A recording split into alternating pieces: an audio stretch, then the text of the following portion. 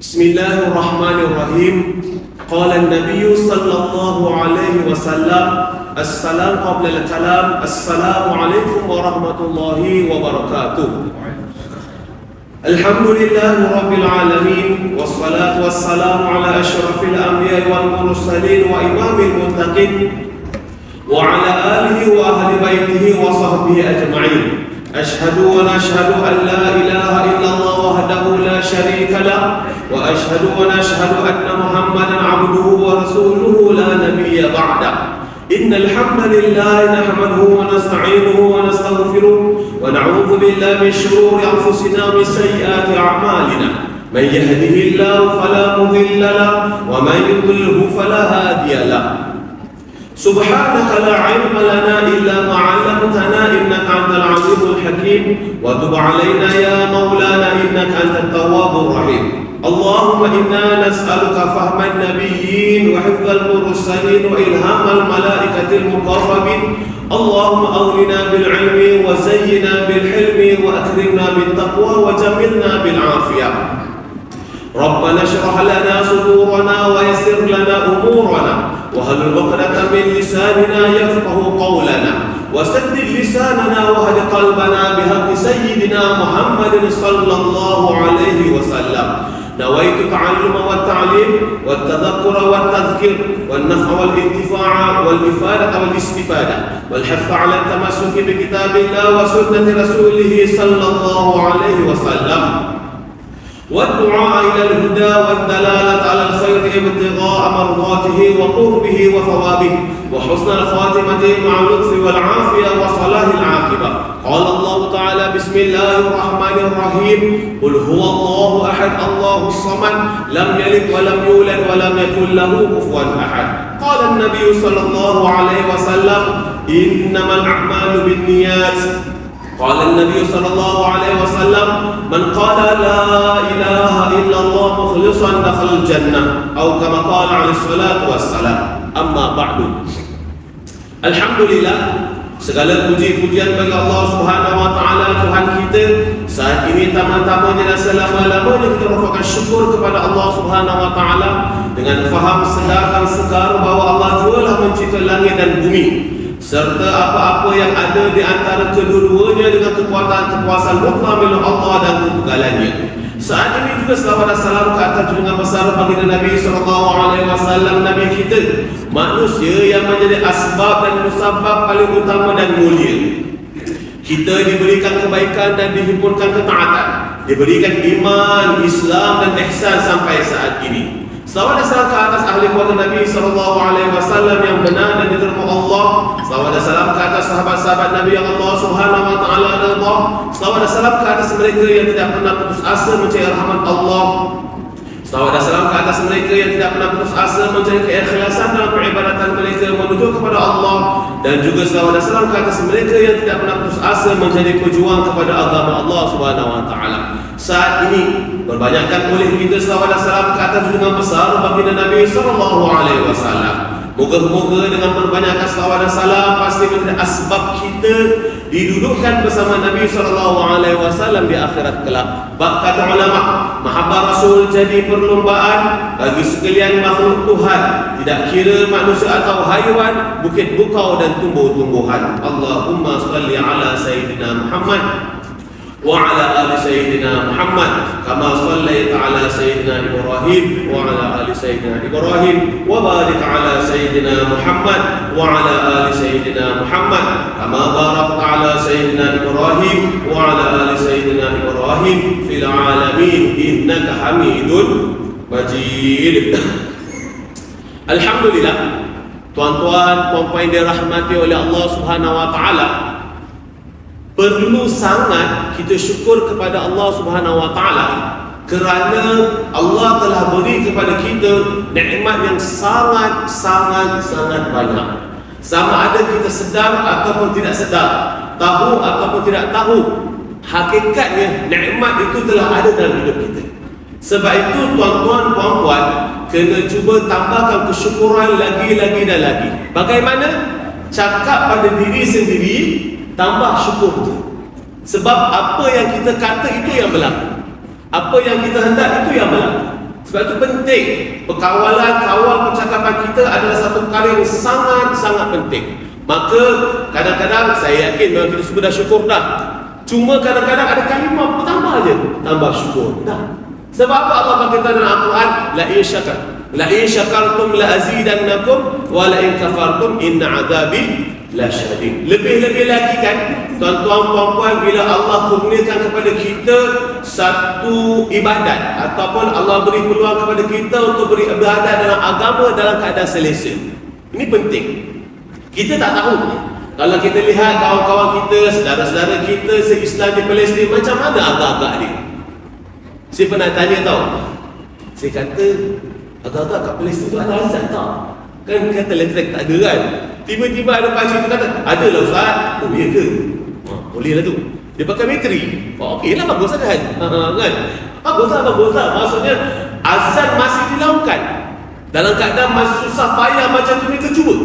Apatah lagi kita ni, Allah Subhanahu Wa Taala masih lagi berpeluang beribadah dalam keadaan selesa. Maka lebih-lebih lagi kita kena tambah syukur kita kepada Allah.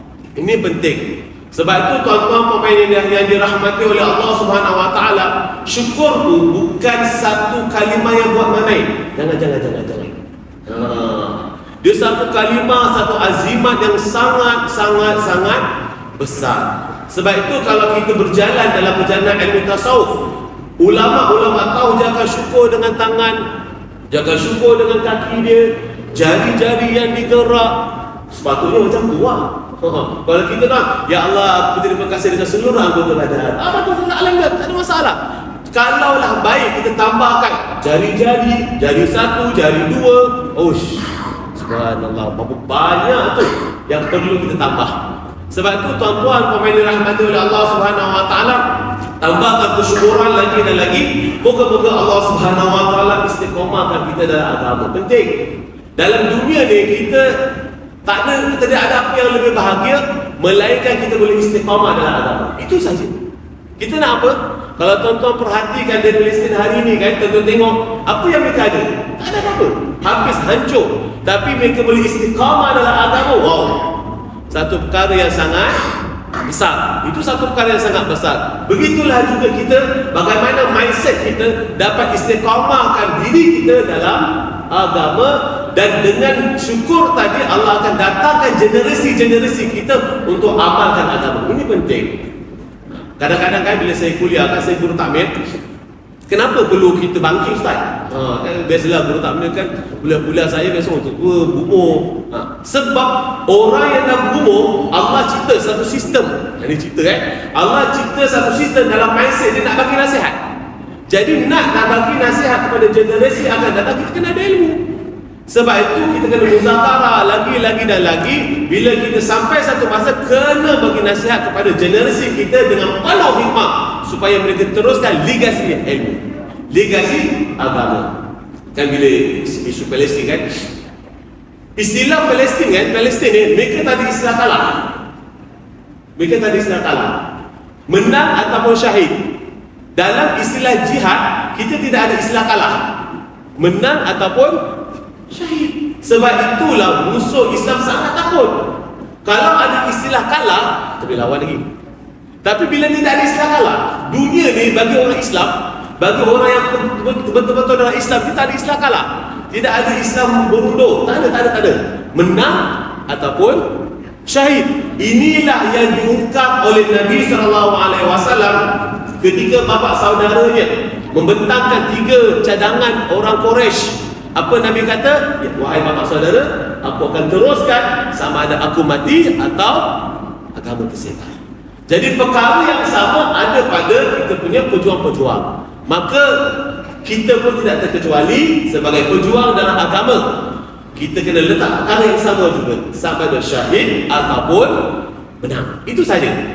Jelas sekarang ni. Untuk perkara itu tuan-tuan perlu syukur dan istiqamah. Itu saja. Syukur dan istiqamah satu mentera yang sangat-sangat besar yang perlu kita pegang sungguh-sungguh. Okey. Hari ini saya nak bermuzakarah. Kalau nak muzakarah tu banyak tu. Ingat cadang nak satu kitab. Biasa saya akan bawa lah kuliah-kuliah saya kan. Saya lebih, nama saya Salim bin Ibrahim. Saya mau orang Melaka lah, Bukit Baru, Solok Pusat. Saya santai je. Masih lagi suka masak asam. Orang cerita duk tentang rusa kan, sekarang masuk daging rusa. Saya tanya, boleh tak? Sedap tak daging rusa tu masak-masak asam? Nak cakap macam mana kan? Atau ada lah pakcik kata, biar betul ustaz mana ada rusa ni sedap daging masak kari, masak kicap, masak kunyit. Oh ya ke? Okey lah. Sebab kalau masak asam kambing pun tak sedap tau. Tuan-tuan jangan cuba. Nanti takut tak termakan. Bolehlah cuba. Kalau tak termakan saya tak tahulah. Kita kat madrasah pernah buat. Sebab dah rezeki makan je lah. Lepas tu dah tak buat lah. Jadi saya orang Melaka. Saya permulaan pembelajaran syariah di Taman Wajud Yasin, Hafiz Al-Quran. Kemudian saya sambung belajar di Sri Petaling selama 8 tahun. Lama tau. Kami dua 6 tahun je. Singkat dah. 8 tahun lama. Orang dengar, wih lama je. Memang lama. Saya pun rasa lama. Tak kenal dunia. Saya kalau di Sri Petaling tu kan, keluar di pintu Sri Petaling, habis belajar orang maksudnya kan, saya tak kenal burung gagak. Saya jadi macam miong pun tau. Saya nampak macam burung gagak tu, burung pipit, burung merpati. Saya kata, burung gagak tak wujud lagi. Masa tu rasa macam maknanya begitu lama, tak begitu lama. Kemudian selepas belajar, saya belajar di Sri Petaling, saya takhasus dalam Daratul Hadis. Seperti mana di Darul Ulum pun kita ada takhasus dalam Darul Hadis. Habis je di Sri Petaling, saya sambung belajar saya di Syariah. Di Syariah, kalau kita kata Syariah ni dulu dasarnya kembali kepada bumi Syam. Bila kata bumi Syam, Palestin termasuk dalam bumi Syam. Dia ada perjalanan. Saya ada orang nak panggil saya cerita Palestin. Dia panggil. Saya ada lah nota-nota dia tu. Macam mana kita nak bincang bagaimana Syam tu yang mana Palestin tu atas dalam Syam. Kemudian musuh-musuh Islam pecahkan. Jadi beberapa negara hari ni macam Lebanon pun Syam lagi. Kita kena tahu. Sebab Palestin tu adalah salah satu tanah persekutuan orang-orang Islam sedunia. Asalkan di Islam dia, itulah tanah dia. Kita kena bangkit. Okey. Kemudian saya sampai belajar di Syariah. Mujahadah. Orang tanya, ustaz, tak tempat perang ke? Sebelum perang, setahun sebelum perang saya balik. Setahun sebelum perang saya balik. Lepas perang lah, sampai ke hari ni lah tak selesai lagi. Di Syariah saya ambil takhasus dalam makhraj dan sifat huruf. Itu memang kepakaran saya. Makhraj dan sifat huruf. Saya tak faham nilai makhraj sifat huruf tu saya tak faham. Tapi bila saya menguasai makhraj dan sifat huruf, barulah saya tahu. Muzakarah makhraj dan sifat huruf bukan sahaja untuk baiki Al-Quran kita. Kita kena faham. Bahkan membaiki cara hidup kita. Jelas sebab Al-Quran satu panduan, satu GPS kita. Maka betulkan makhraj, maka cara hidup kita akan betul. Dan memang beratlah betulkan makhraj tu. Sangat-sangat berat. Kalau saya masa saya di Syariah, saya belajar dengan beberapa syekh yang memang dasar makhraj dan sifat huruf. Ada yang tashil, okey je. Ada yang agak syadid sikit. Yang syadid tu bismillah je sebulan. Nak cakap macam mana? Bismillah je sebulan. Kemudian dia stres kan. Salah tak baca. Masa tu saya tak tahu. Rupa-rupanya dia ni orang Arab. Jadi memang salah lah kita baca bahasa Melayu. Jadi reda. Maka saya belajar. Terus belajar. Barulah saya faham. Sebenarnya makhraj dan sifat huruf mampu untuk membaiki kehidupan kita. Jadi tuan-tuan kena cari guru lah untuk baiki makhraj dan sifat huruf. Kemudian saya 2 tahun saya sambung di Syariah, terus saya sambung ke Yaman, di Hadramaut, dekat tentang di Hudaidah. Pun salah satu tempat dah hancur tu. Salah satu tempat dah hancur dah di Hudaidah. Pun sebelum perang saya dah balik dah. Itu takhasus dalam bab fiqh. Memang kepakaran saya dalam fiqh Syafi'i. Kemudian saya diputus di Pulau Gadung, di Darul Ulum untuk pegang fiqh.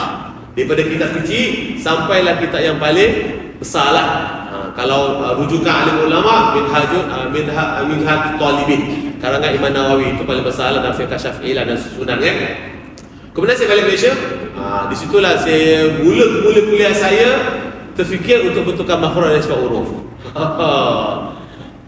Surah yang pertama sekali saya masuk, Sekarang ni dah 13 tahun tak khatam lagi. Saya berenung je, ya betul ni, agak-agak bila nak khatam tu. Sekarang dah 74. Sempat tu. Siap pakcik tu kata, moga-moga sempat lah Ustaz saya pun tak tahu lagi, pun dalam 80 dah ni. Saya kata, betul juga lama tu. Jadi di situlah alhamdulillah ada beberapa pakcik-pakcik ni, pakcik-pakcik untuk tua-tua bukan muda. Pakcik-pakcik mampu untuk baiki makhraj dan sifat huruf, tapi agak susah jugalah. Tapi mereka usaha. Kemudian saya balik di Malaysia, terus saya berkhidmat di Melaka, di Pondok Darul Ulum sampailah ke hari ini. Dan saya diputuskan untuk pegang bahagian alim, iaitu bahagian kitab lah, bahagian kitab kita susun sampailah Daratul Hadis. Biasanya kitab-kitab yang saya akan muzakarah semua bersanad. Setiap kuliah saya akan buat berkitab. Saya ada modul sendiri untuk orang awam dalam semua bidang. Saya dah tetapkan dah, ni saya punya. Itu pun saya minta restu daripada guru saya di Yaman. Dia kata okey boleh. Dia kata okey boleh. Jadi saya ada modul fiqh pun saya ada buat masa ni, modul fiqh saya ada, modul tasawuf saya ada, dan modul tauhid saya ada. Saya ada susunan dia. Satu sampailah kita akan muzakarah sampai kita yang paling tinggi sekali. Kalau ada jodoh lah. Kalau macam ya betul kadang jodoh balik. Lama ni kan kadang-kadang kita muzakarah satu kitab 4 tahun. Kalau macam umur kan. Dan semua kita akan bersanad. Saya lebih tekankan bersanad kerana sanad ni penting. Kita tak rasa sebab kita dah diblok. Kita ni bangsa Melayu telah diblok tentang sanad. Dan sanad tu kalau orang yang merasa jangan tahu. Sebab tu tuan-tuan penting saya nasihatkan tuan-tuan belajar Al-Quran, cari guru-guru yang bersanad. Kalau saya alhamdulillah sanad Nusantara ada, sanad Mesir ada, sanad Yaman pun ada. Alhamdulillah saya ada. Benar tu nak cari sanad tu. Tapi tuan-tuan kena ada azam dalam diri sendiri, cari sanad. Kita hidupkan balik. Dalam bumi Melaka, hidupkan balik. Orang tanya saya, kawan-kawan saya tanya masa saya balik daripada luar negara kan, Salih jom pergi KL. Masyur. Saya kata tak nak. Saya nak duduk kat Melaka je. Nak hidupkan kembali Serambi Madinah. Kita ni Melaka pernah dicop, dinobatkan sebagai Serambi Madinah. Maka cadang saya, set saya bagaimana nak hidupkan Serambi Madinah di Melaka. Tuan-tuan bayangkan macam mana nanti kalau kat Melaka dia jadi macam Madinah. Tuan-tuan kena rasai tu. Bukan main tu. Sebab tu tuan-tuan kita kena lihat balik sejarah. Penting. Sejarah ni untuk memberi kita kekuatan. Kerana itu bila orang nak minta saya untuk cerita tentang Palestin, saya kata boleh, tapi saya akan bawa kisah Nabi Ibrahim. Kita kena tahu kisah Nabi Ibrahim perjalanan Palestin. Kalau kita tak tahu kisah Nabi Ibrahim dalam perjalanan Palestin, kita tak akan nampak Palestin tu daripada mana, Yahudi tu daripada mana. Jadi kita perlu muzakarah siapa tu Nabi Ibrahim, bagaimana jalur Nabi Ibrahim sehingga adanya bumi Palestin, dan hari ini kenapa orang-orang Yahudi ingin sangat Palestin. Okey, itu nanti biarkan. Kebanyakan kita saya semua bersanad dan saya akan berkitablah, dan saya akan cuba usaha untuk cari terjemahan-terjemahan sebab kebiasaannya sebenarnya kita Arab.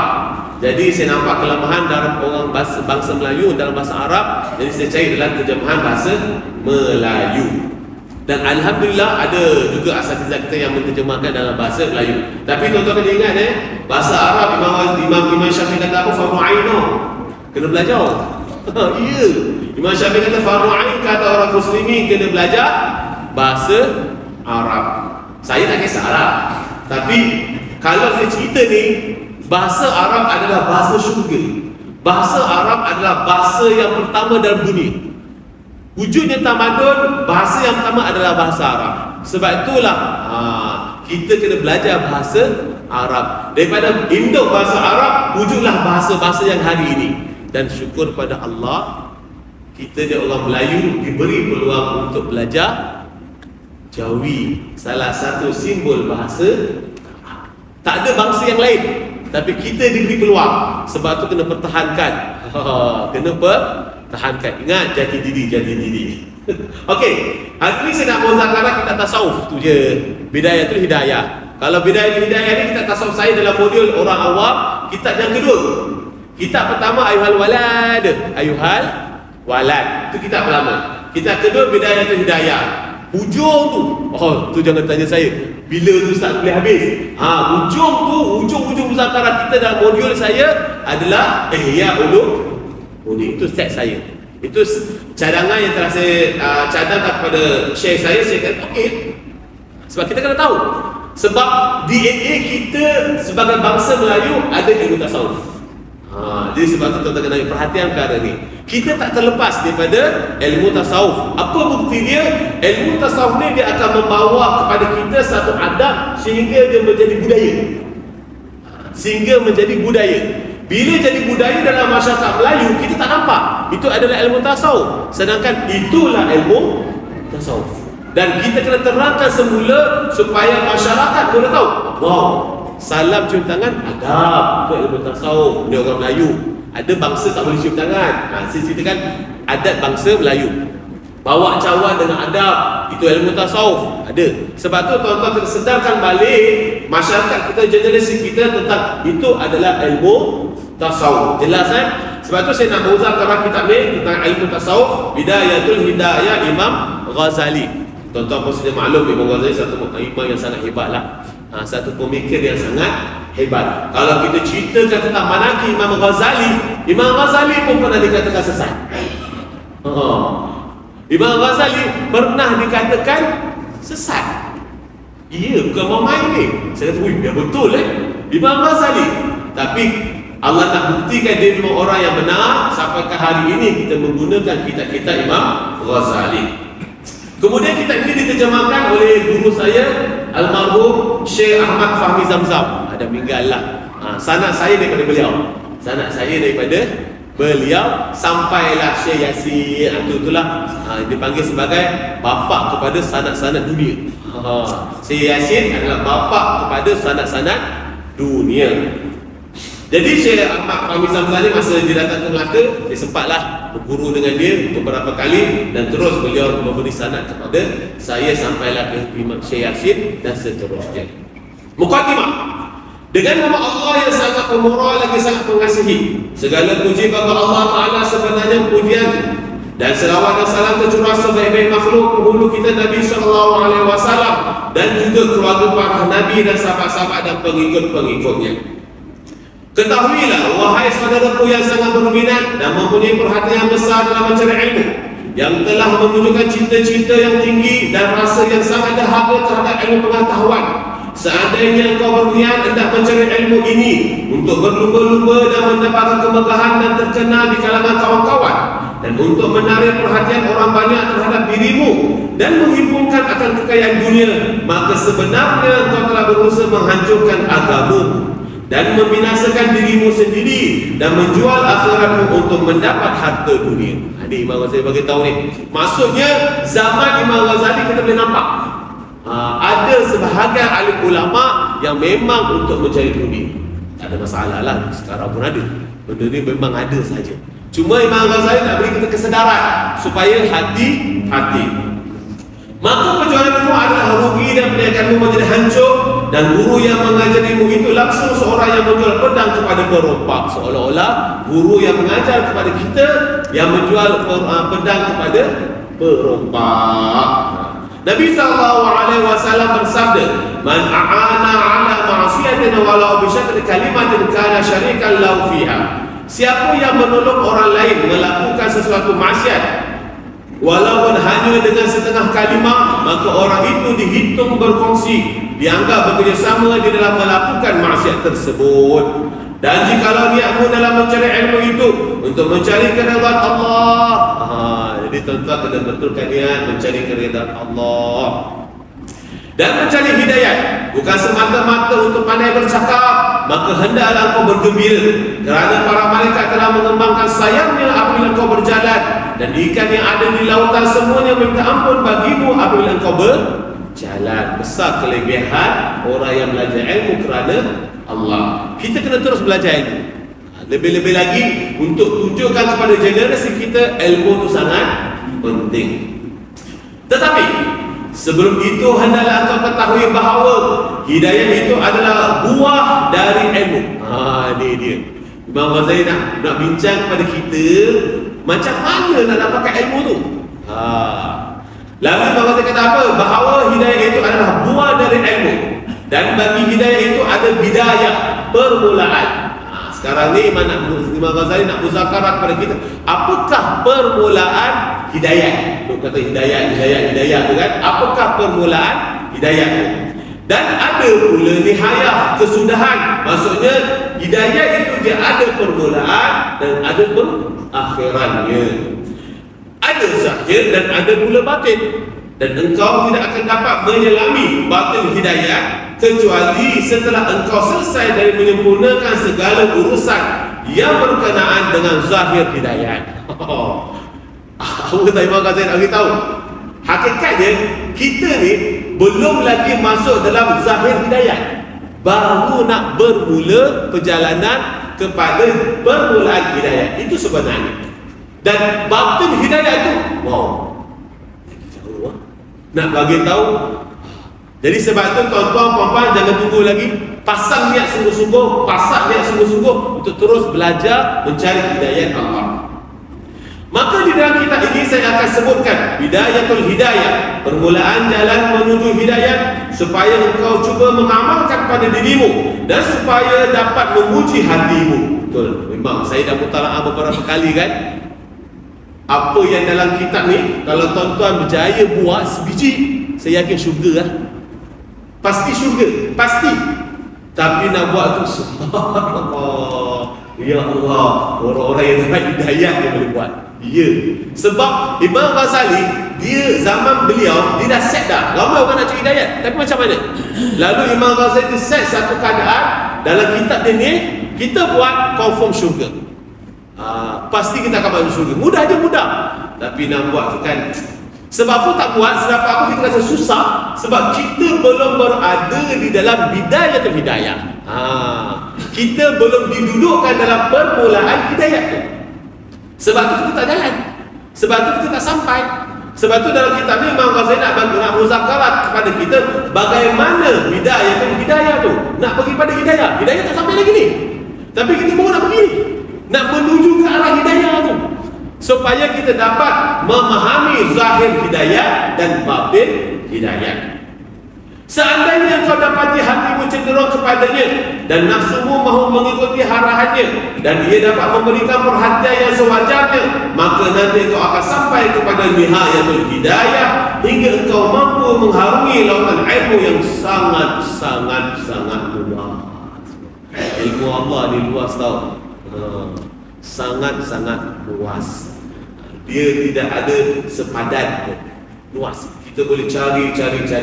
Kita kena mendalami dalam perjalanan hidayah ini, supaya kita dapat melihat segala perjalanan hidup kita adalah ilmu. Saya sebenarnya mau balik safar daripada Indonesia. Sebelum saya balik kan, saya jumpa dengan satu orang ustaz, namanya Ustaz Abdul Rahman. Dia kata, Ustaz, masa tu kita ustaz kan, Ustaz, saya nak pergi Malaysia. Seminggu je. Saya kata, Ustaz nak pergi buat apa? Saya nak muzakarah tentang cara cepat menghafal Al-Quran, dan tempat yang saya akan pergi tu 2 hari. Jadi mana kata dia akan pergi 3 tempat lah. Hari kedua, selepas dia muzakarah cara cepat hafal Al-Quran, dia kata saya akan buat qiyamul lail. Dia yang mencabar ni. Qiyamul lail 30 juzuk satu malam. Mana kata 15 juzuk rakaat pertama, 15 juzuk rakaat kedua. Sibuk dia tengok kita bersenang. Okey. Lepas tu dia perli tau. Dia kata apa? Tak kisah Ustaz. Ustaz sertai saya rokok rakaat kedua mungkin dah. Rokok rakaat kedua. Tu saya kata sebelum tu nak buat apa? Alamak kalau tu cerita apa-apa. Kuat. Tonton bayangkan, mana kata seminggu dia safar di Malaysia, 2 kali khatam di waktu boleh buat. Bulan Ramadan baru ni, dia dijemput Belanda jemput dia buat tarawih setiap malam. Apa? 30 juzuk seorang. Setiap malam 30 juzuk satu orang. Kami dekat Dubai 27 Ramadan ke baru ni buat juga satu malam 30 juzuk. Tapi 6 orang. Dia kata apa tau? Mana Cik Ustaz? Al-Quran ni 30 juzuk kena 1 orang je. Mana boleh bagi-bagi? Nanti kurang. Oh, betul. Lalu dia bagi nasihat apa tau? Ustaz cubalah latih 1 rakaat 2 juzuk.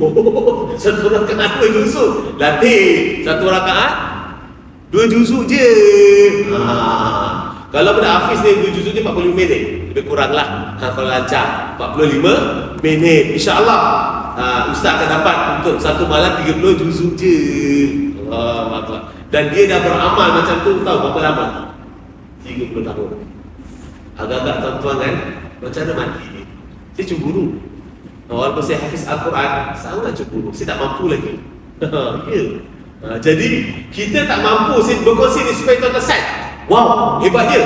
Maksudnya kat dunia ni ada orang yang macam tu. Maka saya nak, ya Allah, biarlah generasi saya diberi peluang untuk baca Al-Quran 30 juzuk dalam solat. Ini sebenarnya. Sebab tu tuan-tuan kena faham apakah maksud kita dulu kuliah, apakah maksud kita muzakarah. Itu biasa kalau kuliah-kuliah yang siap minggu kan, saya akan terang-terang hatta mukadimah saya pun saya terangkan tadi. Kenapa? Sebab kita nak satu fikir. Bila kita satu fikir, anwar, cahaya itu akan berkembang. Ya Ustaz. Dia ada ilmu frekuensi, gelombang. Setiap kita ni ada. Dan ilmu tu, frekuensi gelombang tu dia tidak ada batasan. Kalau kita ramai, dia akan kembang. Dia memang tidak ada batasan. Kalaulah fikir yang sama pada tempat-tempat yang sama, fikir yang sama, dia akan bercantum. Yang ni yang kita perlu tahu. Kalau kita tak tahu, okey, tak apa. Jadi macam itulah. Tapi kalau kita tahu, itu yang dikata ilmu. Ilmu ni kalau kita belajar ilmu fiqh, ilmu tauhid, dia kata yakin. Sebab kita nak ilmu tu nak yakin. Dan bila kita buat dengan yakin, dia rasa lain. Saya kalau nak bagi tahu, rasa lain. Saya masa hafiz Al-Quran, saya tak betul makhraj dan sifat huruf. Selepas 20 tahun tu, barulah saya yakin dalam bacaan Al-Quran saya. Saya tahu di mana peletakan lidah tu. Di manakah suara yang keluar? Di manakah bengot mulut tu? Saya kena tahu. Sebab tu penting. Perlu muzakarah ni kita nak tahu supaya kita datangkan keyakinan. Itu je. Ya Ustaz, itu je lah. Yang ni yang kita nak cari. Sebab tu kuliah perlu diadakan lagi supaya keyakinan tu, sehingga kita tak nampak apa-apa kecuali Allah je. Macam ni saudara kita Palestin kan, dia tak nampak apa-apa kecuali Allah je. Saya yakin tuan-tuan dapat satu video hospital kot yang ada operasi yang panjang tu, yang dia kata jangan rasa sakit. Kita dijadikan memang untuk syahid. Semangat tu. Maksudnya jangan rasa sakit, kena sikit, biar je lah. Sebab kita memang dijadi untuk mempertahankan Palestin. Memang macam tu. Saya sampai sekarang untuk fikir je, Palestin ni syahid ada. Dia makan apa pun. Duk fikir kan, makan apa. Sampai kan macam sampai saya fikir, agaknya anak kita umur 10 tahun, anak dia yang 10 tahun tu dah jadi 20 tahun. Cepatnya perkembangan hidup mereka tu. Macam tak ada, macam cendawan. Siapa macam tu saya fikir, ya Allah, hebatnya Allah kasih. Yang ni yang kita nak kena tahu. Sebab apa? Mereka ada ilmu. Sebab apa? Mereka ada wujudnya keyakinan. Kerana itulah tuan-tuan puan-puan, kita masih berpeluang untuk muzakarah ilmu dan keadaan selesa. Ambil sungguh-sungguh perkara ni, jangan main-main. Ini perkara besar. Tuan-tuan ingat, tahun depan 2024 cukuplah 100 tahun kejatuhan Osmania. Apa jadi tak tahu. Jadi kena hati-hati, siap-siaga. Saya berkongsi masa saya pergi Indonesia tu, saya jumpalah satu orang guru. Dia kasih amalan. Saya ada amalan dia. Nama kitab tu kan Al-Battar, salah satu nama pedang Nabi. Saya bacalah, macam-macam ada. Dah jadi hebat, apa semua lah. Kalau nak ustaz nak amal boleh, saya boleh kasih, tak ada masalah. Tapi dalam buku tu dulu kita apa tahu? Buatlah sesuatu amalan itu sampai terjadinya bukti. Diamlah saya. Contoh cari barang hilang. Agak-agak kalau saya baca lupa tak? Saya sendiri macam air. Sebentar tak jumpa ni, beli baru je lah. Tapi dalam kitab tu nak beritahu, kena buat sampai jumpa. Nak bentuk yakin tu. Sebab tu amalan, apa-apa guru yang kasih kepada kita amalan, nak buat sampai jadi. Buktikan. Kerana itulah saya bagi tahu dalam kuliah-kuliah saya, kita nak beramal sampai wujud bukti kita ni orang baik. Bukan kita kata kita orang baik. Orang akan beritahu kau orang baik. Orang akan cakap, wow, dia orang baik. Saya yakin tuan-tuan, puan-puan, orang lama, kita dah boleh menilai orang. Kita dah boleh tahu siapa mereka. Kita dah boleh, kira-kira dah, okay, orang ni boleh. Saya yakin itu pengalaman. Dan kita nak kena wujud sampai orang kata kita baik. Bukan sebab nak bangga, sebab kita nak rasa, wow, ya Allah, bila orang kata saya baik, maka adalah cakapan orang tadi adalah satu doa. Dan bila doa, Allah macam orang meninggal. Tuan-tuan perempuan, kita bersaksi kepada jenazah ini adalah orang-orang yang baik. Tapi kita tak tahu tu orang yang cakap, ya, hutang aku pun tak bayar. Takut. Walaupun satu. Semua kata kalau masjid dekat ada 100 orang, kita yang meninggal. Kita yang meninggal kan. Ibu apa cakap? Tiba-tiba satu orang je.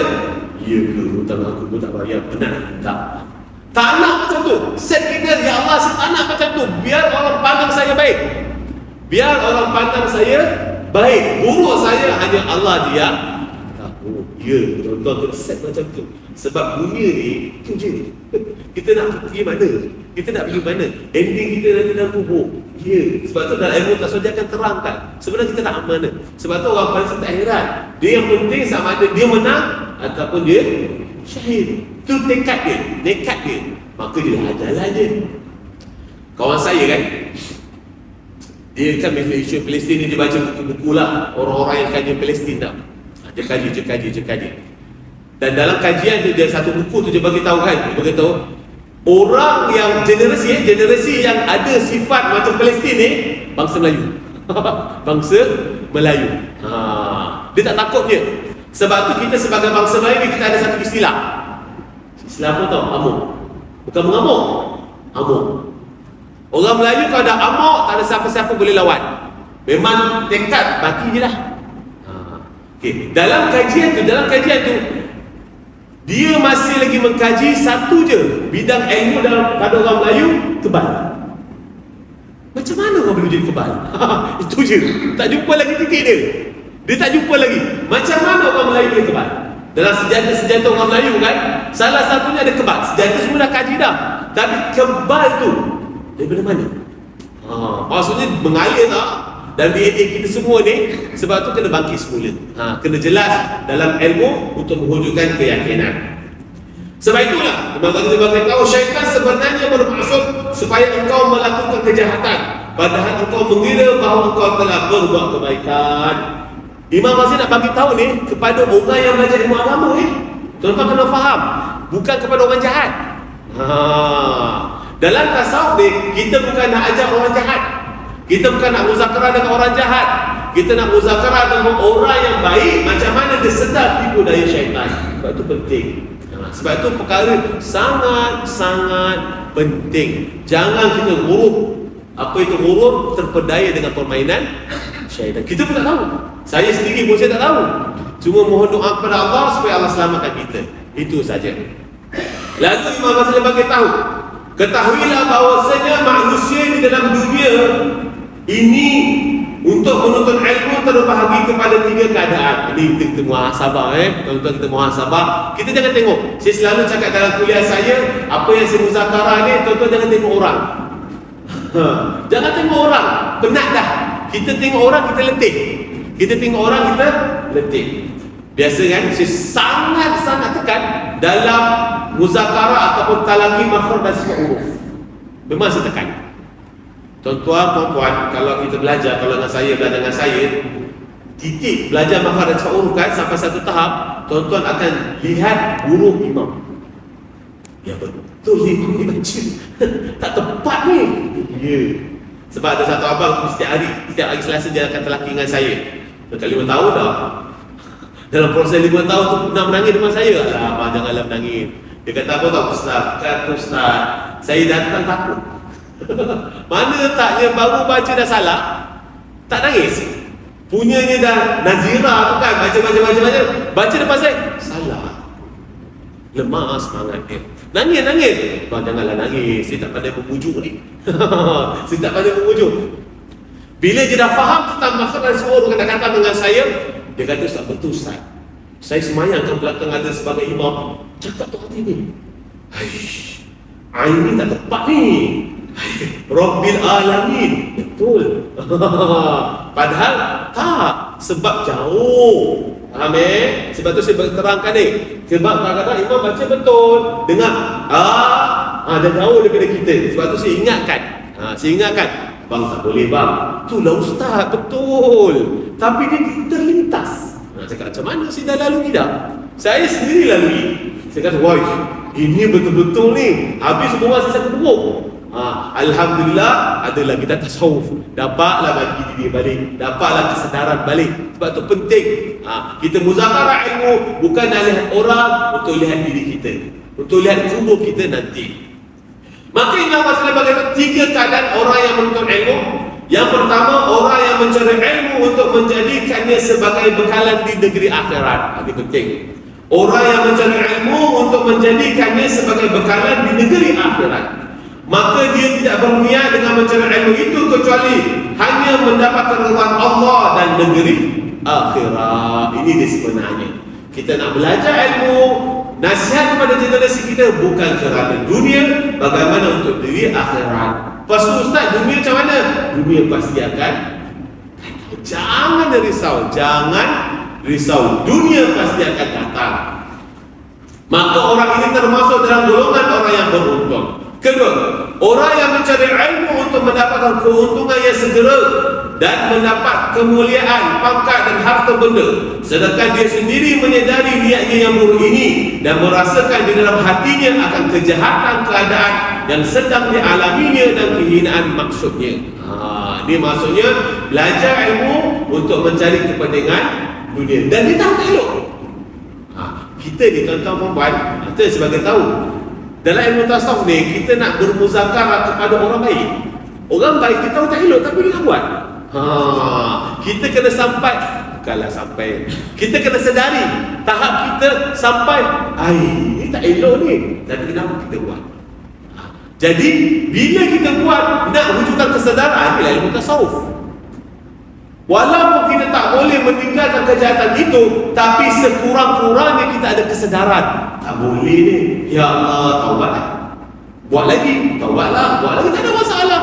Tapi terus wujudkan kesedaran. Bila kita sedar, maka itulah ilmu. Bila ilmu, barulah wujudnya keyakinan dalam diri kita. Sebab itu pentingnya ilmu tasawuf untuk kita mewujudkan keyakinan. Langkah kita bukan langkah biasa-biasa. Saya hari Sabtu, pagi tadi duk muzakarah kita tauhid, kitab Ustaz Mahathir. Itu dah kitab yang kedua. Kalau kitab pertama Pengadilan Asas Sifat 20, kitab kedua dah khatam dah. Kitab kedua yang uluhiyah rububiyah tu, Ustaz Mahathir tu. Dia ulang cerita tentang salaf dan khalaf banyak kali. Sampai saya kata kuliah, makcik tak jemu ke ni? Iya, dia ulang sampai Ustaz Mahathir nak wujudkan rasa kefahaman kita dan tahu dia sangat-sangat jelas. Siapa tu khalaf, siapa tu salaf, apa pendekatan mereka, apa pandangan mereka dalam ilmu tauhid. Kena muzakarah sebab kita nak berjalan. Sebab kita nak berjalan dengan penuh keyakinan tauhid kepada Allah. Allah Melayu buat tauhid kembali balik tauhid. Saya kan masa balik daripada Adramaut Yaman kan, saya kata tekad nak ajar fiqah je lah. Kan? Sebab saya ajar ni. Saya kata apa tahu? Saya tengok kuliah semua tauhid je. Mana fiqah ni? Saya tak faham, saya tak faham. Sebagai perjalanan saya sepanjang 13 tahun dalam berkuliah kan, saya tak faham. Tiba-tiba Allah beri saya faham, fotokan kepada saya kefahaman yang mana saya lihat betul lah terhuruf muzakarah. Datuk nenek moyang kita, dia tahu fardu ain je, tapi tauhid dia, ya Allah, mantap, kukuh, tak terkesan apa yang berlaku seperti mana hari ini. Tak terkesan dengan mana-mana anasir, mana-mana kesamaran, tak terkesan. Tapi hari ini, sebab tu kena wujudkan balik. Sebab tu salah satu muzakarah saya dengan orang awam adalah ilmu tauhid. Sebab saya melihat sangat-sangat penting untuk betulkan semula perjalanan kita. Itu saja. Lebih-lebih lagi bila kita ada anasir-anasir yang mengganggu pegangan kita. Jadi kita sebagai orang awam kena jelas. Sangat-sangat kena jelas.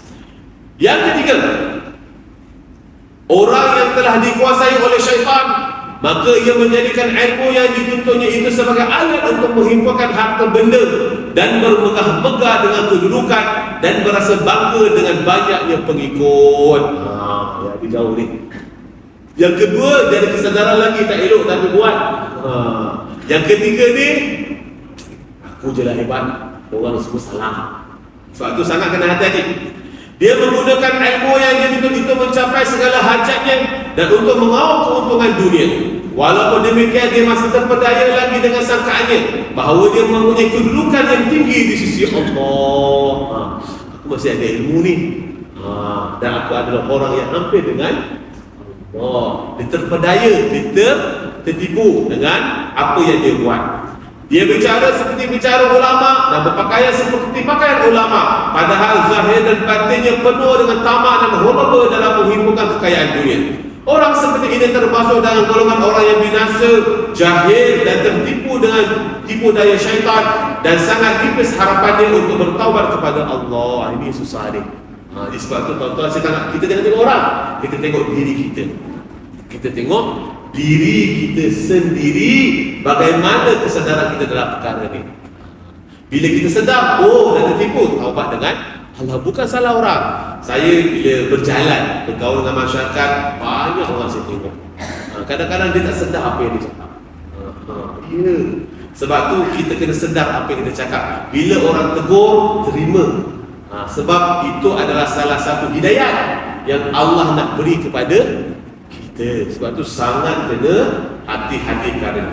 Lalu Imam Ghazali bagi tahu, tidak ada petunjuk bagi orang yang menyedari dirinya untuk bertakwa, dan takwa itu terbahagi kepada dua. Jadi untuk tiga perkara tadi, kuncinya adalah takwa. Kemudian Imam Ghazali bagi tahu, takwa itu mesti ada dua perkara. Mesti ada dua perkara. Yang pertama, menjunjung segala perintah Allah Subhanahu Wa Taala, iaitu melaksanakan ketaatan. Ini yang pertama, mesti ada. Yang kedua, menjauhi segala larangan Allah Taala, iaitu meninggalkan maksiat. Maksudnya ibadat kena buat, maksiat kena tinggal. Dalam ibadat, perkara-perkara wajib kena tahu, perkara-perkara batal kena tahu. Sebab itu dalam kitab ini, Imam Ghazali akan terangkan kepada kita bagaimana nak mentaati perintah Allah dan bagaimana kita nak meninggalkan maksiat. Sebab apa? Sebab ada golongan yang mengatakan, alah, maksiat-maksiatnya tak payah tahu, tak payah belajar. Cerita-cerita tentang murtad ni tak payah belajar. Taat je perintah Allah, tak boleh. Tetap kita kena belajar supaya kita tahu, bagaimana kita nak meninggalkan. Bukan nak buat. Maksiat tu bukan nak buat, ada je jalan nak buat. Kita nak tahu bagaimana nak meninggalkan maksiat tu. Kalau tak muzakarah, itu yang bakal riba tu. Ya, nampak macam halal, tapi saya kan ni saya muzakarah, saya pun tak tahu.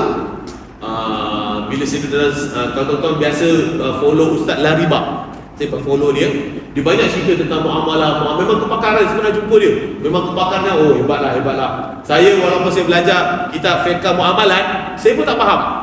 Sebab muamalat ni yang saya belajar ada klasik. Yang ada sekarang ni perlu adalah muasarah yang terkini. Memang hebat, memang hebat. Okey. Lalu dalam muzakarah kan ada satu orang mempertikaikan perbankan Islam. Dia pertikaikan. Kemudian Ustaz Lariba tu kata apa? Dia kata, alah, bank Islam pun ada riba. Bank Islam pun ada riba. Sebab apa? Bank Islam ada pinjaman. Lalu Ustaz tu kata apa? Siapa kata bank Islam, perbankan Islam ada pinjaman? Perbankan Islam tak ada pinjaman ni. Tuan-tuan kena faham. Baca dokumen tu baik-baik, jelas-jelas. Tak ada. Salah sebut jadi riba. Tapi saya tak tahu, saya tak nak jawab. Kita macam Betul perbankan Islam tak ada pinjaman. Macam mana Kemudian ustaz tu jawab, ada kawan-kawan kat sini dia kata perbankan Islam dia tidak ada pinjaman, tetapi cara kita dapat duit, kita ada sewa. Itu Islam. Akad kita adalah akad sewa beli. Walaupun sama lah ustaz, tapi akad salah maka riba akan muncul. Waktu saya cakap, ya Allah, saya ada amanah buat pinjaman. Saya pasti kata buat padahal perbankan Islam, saya pun masih lagi cakap buat pinjaman salah akad saya. Ya Allah, taubat, dah bayar. Ya Allah, macam mana hidup saya? Sebab apa? Dalam hadis Nabi bagi tahu kita akan perang orang yang makan riba. Jangan main tuan-tuan. Sebab tu kena jelas, perbankan Islam dia tidak ada pinjaman. Islam pinjaman tak ada, tetapi dia ada Islam sewa beli. Walaupun item dia sama, kira-kira dia sama, tapi dia ada sewa. Sebab tu kena jelas. Lepas tu saya cakap dalam diri saya, ya Allah, nak pergi jumpa kang, dah selesai dah, moga-moga dah tak ada lagi. Taubat lah dengan Allah, moga-moga Allah dengan saya. Ya, jangan main macam tuan-tuan. Kalau salah kan buat beli rumah, jadi sangat kena hati-hati kali. Lalu dalam beberapa minggu lepas tu, ustaz saya pula beli motor. Saya kata, kau beli motor ni macam mana muamalah kau? Bank mana? Mana ada bank ustaz? Saya kalau kat Dubai dipanggil saya mu'alim. Saya dipanggil mu'alim. Pelajar-pelajar panggil saya mu'alim. Mana ada beli bank tak lepas lah ustaz. Saya buat pinjaman kedai mana? Melayu ke Cina? Orang Cina mana tahu istilah sewa beli. Kalau dia boleh terima sewa beli, saya tak dapat pinjaman, tapi saya tak dapat bayar ansuran pinjaman, tapi saya nak sewa beli, sah. Tak ada masalah. Kalau saya tahu dia tak faham sewa beli tu, jadi tu channel ustaz, kau terima tak? Nak cakap macam mana? Walaupun item dia sama, tapi akad berbeza, maka muamalah tadi akan jadi sebab tu kena mesti faham baik-baik tentang muamalah. Panggil lah ustaz dia. Saya tak tahu, dia panggil saya. Saya tak mahir lagi. Ada kawan-kawan saya yang mahir tentang muamalah. Banyak yang perlu kita tahu. Sebab tu perlu tahu. Kalau kita tak tahu, tahu je. Bila nak sedar, matilah nanti. Kalau mati nanti, kalau kita boleh wujudkan generasi yang baik-baik, ya Allah, maafkanlah ibu bapa saya, ya Allah, dia tak sedar tentang riba, ya Allah. Mungkin. Kalau tak ada, sebab tu tuan-tuan, puan-puan, ilmu perkara-perkara yang menjauhi maksiat perlu kita muzakarah supaya kita nampak bagaimana perjalanan kita, barulah sempurna. Maka dalam kitab Bidayatul Hidayah, Imam Ghazali sangat-sangat menekankan perkara ini supaya kita semua berjaya dunia dan di akhirat. Kemudian tuan-tuan puan yang dirahmati oleh Allah Subhanahu wa taala, saya ada sedikit masa. Kita ni sebagai bangsa Melayu bangsa Melayu kan, kita ada kekuatan. Kalau kita tengok leluhur kita, kekuatan mereka dalam ilmu tauhid. Kalau saya nak buktikan tuan-tuan puan-puan, kekuatan kita satu kekuatan yang sangat-sangat hebat. Kita kena belajar muzakarah sejarah kita. Saya lebih suka berkongsi, saya lebih suka tuan-tuan cari sendiri. Dalam Nusantara ni, dalam sejarah kita, dalam Nusantara ni, kita dibahagikan Kedah Tua, Empayar Kedah Tua dengan Empayar Melaka. Bukan di antara itu tak ada kerajaan-kerajaan, ada. Cuma kita kena tahu sebelum Masihi kita digelar sebagai, kita kena tahu sejarah kita Kedah Tua. Selepas Masihi kita kena baca sejarah kita tentang Empayar Melaka. Jadi tuan-tuan kena faham keadaan ini. Sebab dalam dua kerajaan besar tu dia ada memberi tahu tentang kekuatan kita. Siapa kita? Bagaimana amukan kita? Dia sebab tu kita kena tahu. Dan kerana itulah saya berkongsi kepada perkara ini supaya jati diri sebagai bangsa Melayu wujud. Dalam jati diri ni sebagai bangsa kita ada dua jati diri. Pertama, jati diri sebagai bangsa. Kedua, jati diri dalam agama. Mesti ada. Kalau jati diri agama ni saya akan muzakarah dalam kisah Maulid Rasul. Jadi dua jati diri ni tuan-tuan kena cari. Dan kadang-kadang saya akan berusaha, saya akan bagi tu, tuan-tuan cubalah cek DNA. Murah je, 1,500. DNA kita dengan mak kita. Kalau nak dengar ayat, 1,600. Tu kawan saya cakap, saya tak tahu pun. Sebab kita nak tahu DNA kita kat mana. Dunia ni, lepas tahun 2000, DNA ada 10. 10 DNA terbesar. Sebelum tahun 2000 ada 5 je. Kita sebelum tahun 2000 kita termasuk dalam Mongol.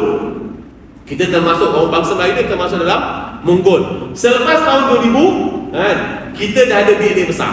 Salah satu DNA dan 10 DNA itu adalah bangsa di sebab tu kita tahu. Dan dikaji baru-baru ni. Dikaji baru-baru ni di Palestin zaman Kan'an. Palestin ni sebenarnya zaman Kan'an. Ada 2 DNA paling besar. Pertama, DNA bangsa Palestin Kan'an. Yang kedua adalah DNA orang Melayu. DNA Yahudi tak ada. Jadi bukan main. Sebab tu hubungan kita dengan Palestin sangat-sangat mengikut sejarah. Ketika Salahuddin Al-Ayyubi untuk memfatahkan Palestin, mengikut sejarah, ketika itu orang Arab macam sekarang kan? Orang Arab dia tak nak bangun. Imam Salahuddin Al-Ayyubi, jom kita perang, bebaskan Palestin. Tak nak orang Arab diam. Tahu je. Maka apa Salahuddin Al-Ayyubi buat? Diserang balik khalifah Islam. Diserang, dikalahkan balik. Dan siapa yang membantu Salahuddin Al-Ayyubi untuk menawan Palestin? Mengikut sejarah, dihantar daripada negara Nusantara ini seramai 10,000 dengan kekuatan yang ada, keris, perang, kapak, apa semualah, meriam untuk sama-sama bangkit dengan Salahuddin Al-Ayyubi. Itu sejarah 10,000. Ketika itu zaman Syekh Abdul Qadir Jailani. Abdul Qadir telah beritahu kepada anak murid dia, dan anak murid dia telah mengislamkan kerajaan di negeri Nusantara, lalu telah menghujudkan angkatan peperangan untuk menyerang, untuk membebaskan Palestin. Sebab tu saya yakin tuan-tuan ada dengar ceramah-ceramah Asatizah, cerita akhir zaman daripada mana? Mungkin daripada kita, wallahu a'lam, kita tidak tahu. Sebab tu kita kena tahu semula leluhur kita supaya kita sama-sama bangkit, supaya kita wujudkan balik rasa jati diri sebagai satu bangsa untuk bantu. Saya kadang-kadang fikir tahu, na'udzubillah kalau bangsa kita sekarang ni kena keserang, siapa nak selamat kita? Saya nampak Palestin je. tak ada orang lain dah. Palestin je. Sebab semangat untuk jaga bangsa Islam, itu saja, seagama, itu saja. Sebab tu kita tak dapat pergi sana, maka apa yang kita mampu, kita bantu mereka. Sama ada dengan kewangan ke, dengan doa ke pun tidak ada masalah. Tuan-tuan pun saya yakin tuan-tuan dengar video-video mereka tak minta kita kewangan pun. Mereka dah cukup dah. Allah jamin berkat dah. Allah jamin berkat. Cuma kita nak jadi seekor burung yang memadamkan api Nabi Ibrahim, itu saja. Doa je. Ya Allah, saya tak mampu, ya Allah, bantulah mereka. Itu je. Kita tak mampu pergi sana, maka doa kepada Allah. Kita ada undang-undang, kita doa kepada Allah supaya Allah semangatkan mereka, kuatkan mereka. Sebab akhir zaman, kenapa di Palestin? Sebab akhir zaman pertempuran yang akan berlaku, tempat yang akan selama yang terakhir sekali adalah di Palestin. Kita akan mengangkat di sana. Tempat lain dah tak ada lagi dah. Sebab tu kita kena jaga sekarang supaya Allah beri kita rezeki untuk sampai ke sana bila akhir zaman nanti. Imam Mahdi akan kejar, Nabi Isa akan kejar Dajjal sampai ke Palestin. Dan Palestin adalah tempat yang terakhir sekali pertempuran yang akan berlaku. Ketika itu kehancuran telah berlaku. Jadi sementara kita ada nyawa ni kan, doalah. Mungkin kita tak sampai, tapi generasi kita yang akan sampai supaya mereka mampu untuk pergi ke sana. Wallahu a'lam bissawab. Moga-moga Allah Subhanahu wa taala memudahkan kita. Jangan putus asa, tuan-tuan, teruskan perjuangan kita. Kita teruskan perjuangan atas dasar agama. Sebab penting. Kita buat ni untuk generasi kita berjaya. Itu saja. Saya yakin kita buat ini untuk generasi kita berjaya, untuk mereka meneruskan legasi agama. Tuan-tuan, puan-puan, saya selalu ingatkan, Kita kan hari ni tuan-tuan boleh duduk dalam kuliah adalah daripada doa-doa datuk nenek moyang kita. Kalau saya sempatlah masjid-masjid, surau-surau pakai pelita, tak ada aircon tau. Masa tu lah nyamuk banyak, sempat lagi.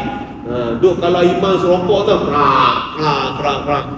Doa tak ada, tapi doa dan doa dah. Ya Allah, berilah generasi saya masjid yang senang, selesa. Hari ini kita dapat disebabkan doa-doa mereka. Begitulah juga kita kena doa kepada Allah supaya generasi kita lebih baik daripada kita hari dunia. Boleh insya-Allah, jangan putus asa, teruskan kepada agama. Dunia pun ada kiamat tadi.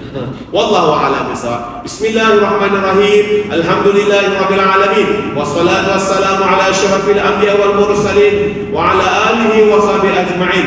Ya awwalal awwalin wa ya akhirul akhirin wa ya dzal quwwatil matin wa ya rahimal masakin wa ya arhamar rahimin wa ya arhamar rahimin. Ya Allah, ya Tuhan kami, padalah kami dengan rahmat-Mu, padalah kami dengan kasih sayang-Mu, padalah kami dengan maghfirah-Mu, padalah kami dengan keampunan-Mu. Ya Allah, ya Tuhan kami, ampunilah dosa-dosa kami sama ada kami tahu atau tidak tahu, sengaja atau tidak sengaja, dosa-dosa besar, dosa-dosa kecil, dosa-dosa di siang hari, dosa-dosa di malam hari. Ya Rahman, ya Rahim. Ya Allah, ya Tuhan kami, bukakanlah segala dosa-dosa kami, kebajikan dan kebaikan. Ya Allah, ya Tuhan kami, dudukkanlah kami dalam pintu taubat, jadikanlah kami sentiasa sangat bertobat kepada-Mu. Ya Allah, ya Allah, ya Tuhan kami, tenangkanlah jiwa dan hati kami, ikhlaskanlah jiwa dan hati kami, baikilah jiwa dan hati kami. Ya Rahman, ya Rahim, kasihanilah anak isteri kami, saudara kami, keturunan kami, leluhur kami dan umat seluruh alam. Ya Rahman, ya Rahim, peliharalah mereka daripada musuh-musuh-Mu. Rabbana atina fid dunya hasanah wa fil akhirati hasanah wa qina adzaban nar. Wa sallallahu ala Muhammadin nabiyyi ummi wa ala alihi wa sahbihi wa sallam. Walhamdulillahi rabbil alamin. Taqabbalallahu minkum.